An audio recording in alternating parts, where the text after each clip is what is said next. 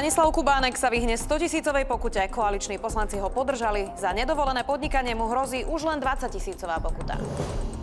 Aktivisti blokovali dopravnú tepnu Bratislavy. Protestujú proti zmenám na poslednú chvíľu pri výstavbe križovatky Triblavina. Za teroristickým útokom v Petrohrade je etnický Uzbek s ruským pasom. Samovražedný útočník zabil včera v metre 14 ľudí. Začínajú sa správy a komentáre. Dobrý večer. Poslanec Smeru Stanislav Kubánek nedostal pokutu viac ako 100 000 eur. Výbor pre nezlučiteľnosť funkcií pôvodne navrhoval, aby mu dali rekordnú pokutu za to, že roky nezrušil živnosť a bol aj konateľom firmy. Koaliční poslanci ho dnes podržali. Z pôvodne 9 prehreškov chcú urobiť 2, čo by znamenalo, že dostane pokutu nie 100, ale 24 000 eur. Výbor bude o Kubánekovi rokovať zajtra ráno. Podľa Oľano vládna koalícia používa dvojaký meter. Naráža na poslanca Matoviča, ktorý dostal pokutu 12 000 eur a hrozí mu strata poslaneckého mandátu. Živnosť si totiž zabudol prerušiť už 2 razy. Ak budeme inak uplatňovať prísnosť na ľudí, ktorých zastrešuje Smer, a inak napríklad na opozičných poslancov alebo na kohokoľvek, kto nepatrí do tejto chránenej kasty, tak vtedy môžeme hovoriť o rakovine spoločnosti. Určite nie je dvojitý meter a myslím si, že aj opoziční poslanci určite by dnes nenavrhovali stratu mandátu. Parlamentný výbor pre nezlučiteľnosť funkcií začal konanie voči prezidentovi Kiskovi. Poslancom Smeru a SNS prekáža, že prezident bol v Poľsku na poklepaní základného kameňa developerskej firmy, pre ktorú pracuje jeho dcéra Natália. Poslanci tvrdia, že prezident zneužil svoje právomoci. Prezident dostane na výbor priestor obhájiť sa.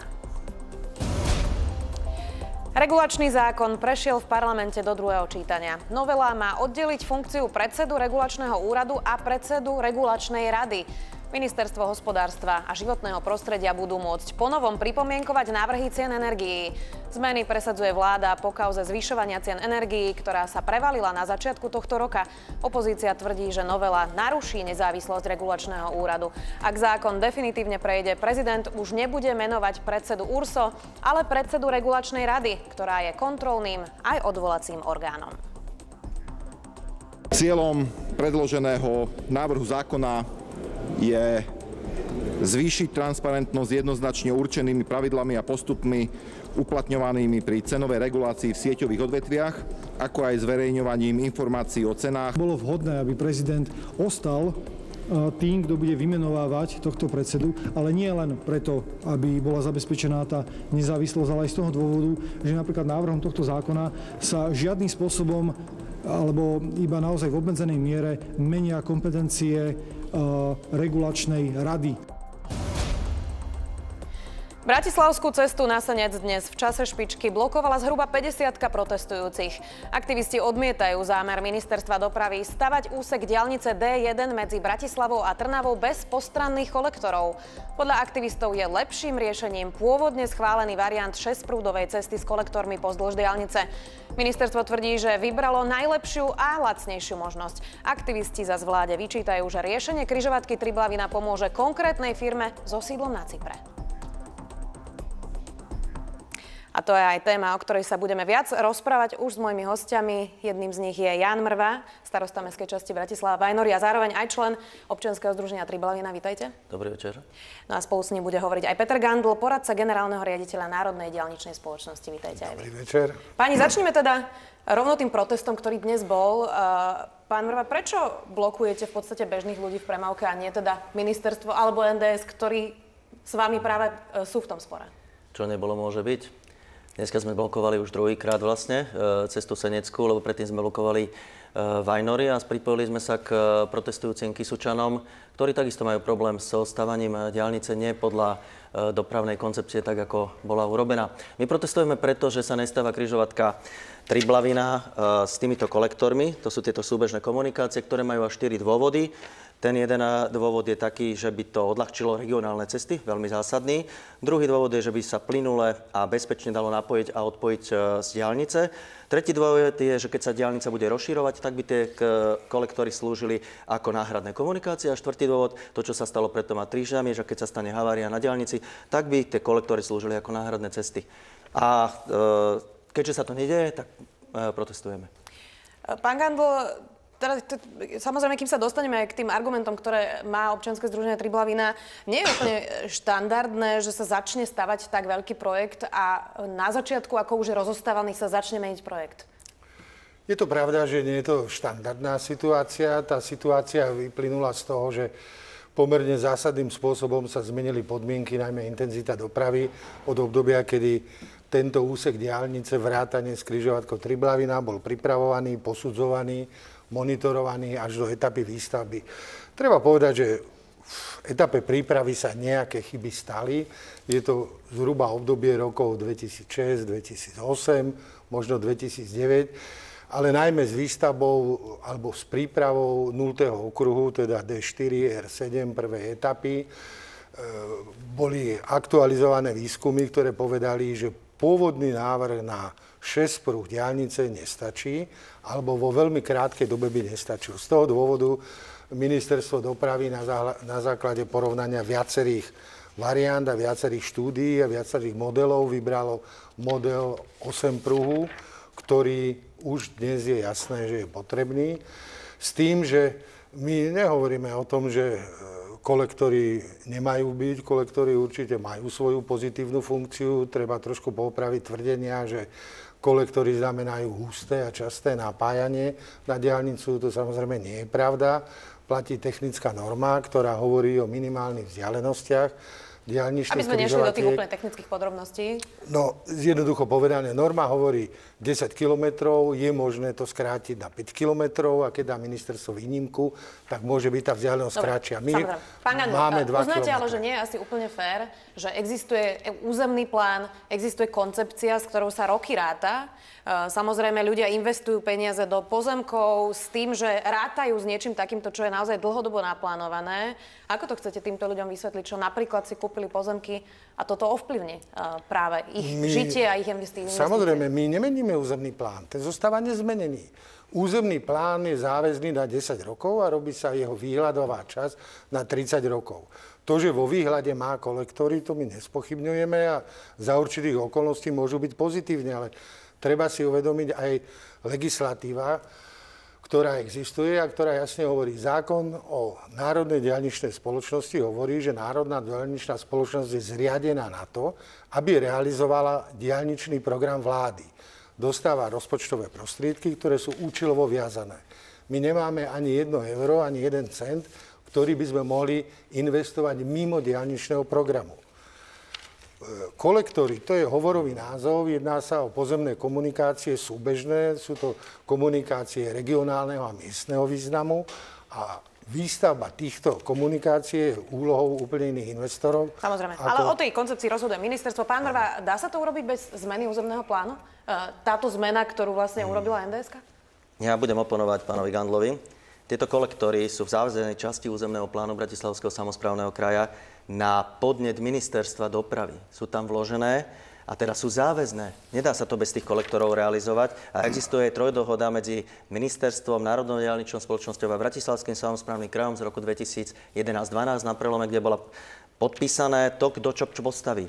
Bolo podpísané, že Národná diaľničná spoločnosť postaví tieto kolektory, že postaví tieto križovatky a že Bratislavský samosprávny kraj postaví pripojenie cesty Seneckej a pripojenie cesty Grobsko-Pezinského obchvatu. Čiže sa to podľa vás nedá urobiť bez toho? Ja si myslím, že sa to nedá. Hovorím, že je to protizákonné, lebo sa porušuje vlastne územný plán Bratislavského samosprávneho kraja. To isté konštatoval aj Najvyšší kontrolný úrad, ktorý hovoril v svojej správe presne to, čo sme hovorili my, ktorá bola zverejnená tento týždeň, alebo minulý týždeň, že dochádza k stavbe v rozpore s územným plánom Bratislavského samosprávneho kraja. Druhé konštatovanie je také, že zmena stavby nie je na základe dostatočných dopravných prieskumov urobená. Čiže to... A tretia vec je, že sa to podľa NKÚ nestihne. A ešte sa to nestihne, ešte chcem povedať, firma Amberg v roku 2015 sama, to je konzorcium firiem, ktoré to projektovali, v roku 2015, to je 1,5 roka dozadu, hovorí o tom, že je taký nárast regionálnej dopravy, že netreba stavať cesty 3+2, ale 3+3. Že tie korektory majú mať až 3 pruhy. Že je taký náraz, že ich tam treba. A tie kolektory vlastne nemajú premiešavať, tak ako to máte Einsteinovú ulicu v Petržalke.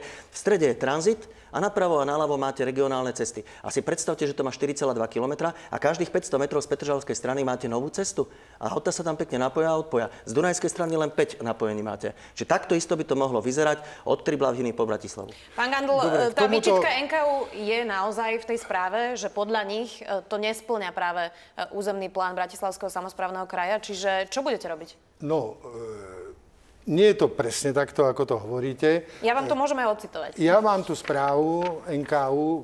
Princíp je ten, že súhlas s územným plánom posudzuje štátna inšpekcia, štátna stavebná inšpekcia, ktorá to posudila v záverečnej správe, hovorí, áno, je to v súlade s územným plánom. Nadriadený orgán, ktorý rozporné stavy vykladá, čo sa týka územného plánu Vyššieho samosprávneho kraja, je okresný úrad ako súčasť štátnej správy.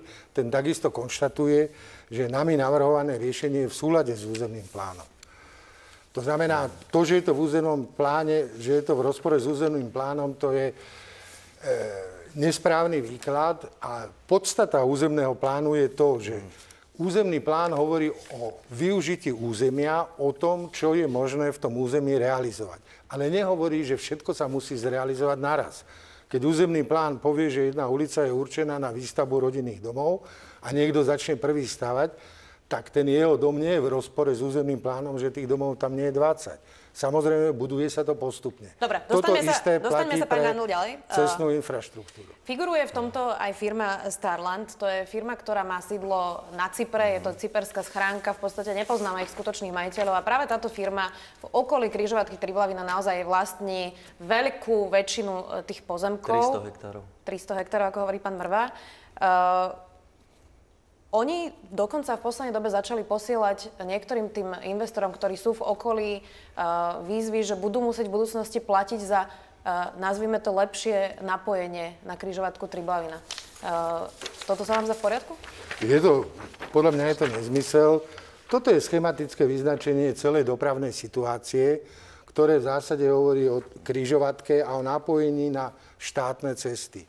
Toto, čo vidíte, tento modrý kúsok, to je súčasť vetvy, ktorá je súčasť stavby Triblavina a k dokončeniu križovatky Triblavina musí byť zrealizovaná a napojená na štátnu cestu 1/. Áno.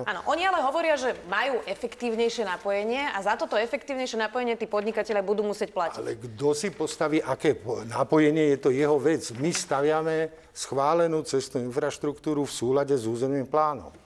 Môžem ja? Divákom to bude názornejšie. Tu je diaľnica, tuto je križovatka Triblavina, to sú 2 kruháče.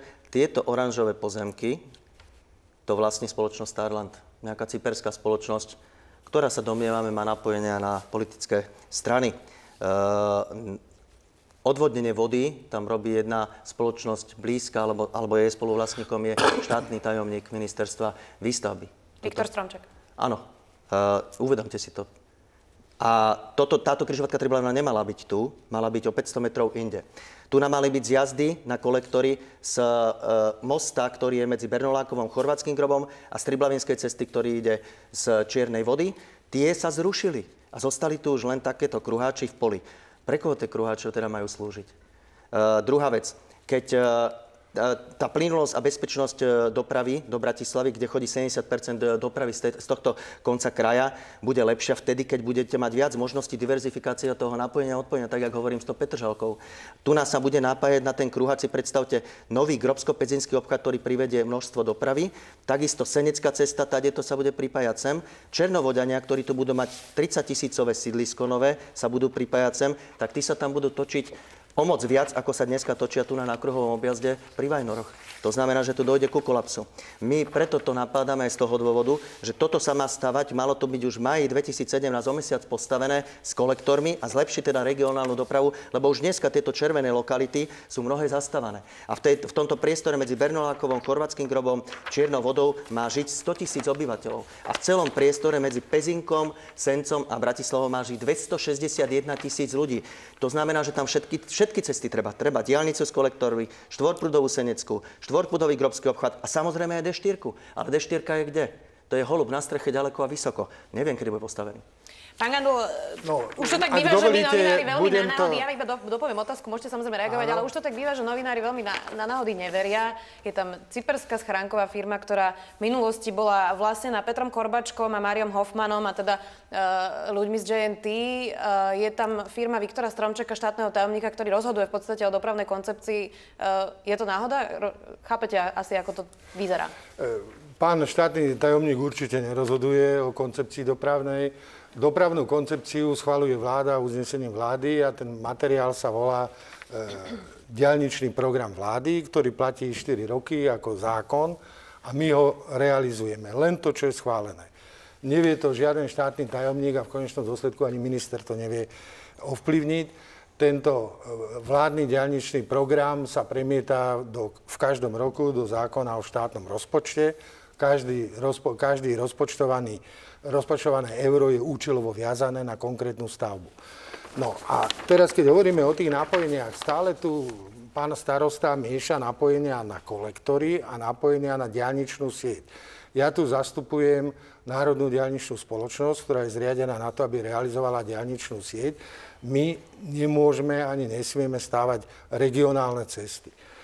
Táto jednoduchá schéma hovorí o nových križovatkách. 1, 2, 3, 4, 5, 6, a vlastne v Blatnej je 6. Seneckú zdvojnásobujeme, rozširujeme, lebo tá už dneska nestačí.